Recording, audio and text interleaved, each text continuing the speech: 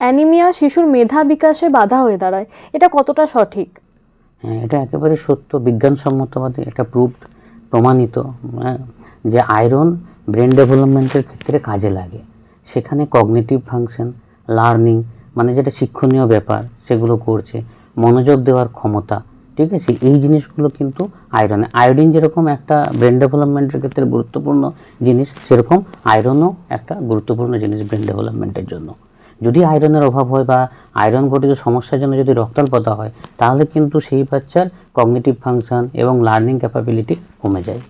সেই জন্য এখন দেখবেন যে গভর্নমেন্ট অফ ইন্ডিয়া অ্যানিমিয়া মুক্ত ভারত, হ্যাঁ, বা যেটা অ্যানিমিয়া দূর করার জন্য অনেক কিছু প্রোগ্রাম এনেছেন। সেখানে আয়রন সাপ্লিমেন্টেশন দেওয়া হচ্ছে, মায়েদের দেওয়া হচ্ছে, বাচ্চাদের ক্ষেত্রেও দেওয়া হচ্ছে, স্কুল গোয়িং চিলড্রেনদের জন্য দেওয়া হচ্ছে। তো আয়রনের অভাব হচ্ছে রক্তাল্পতার জন্য মেন দায়ী আমাদের ভারতবর্ষের মতো দেশের জন্য।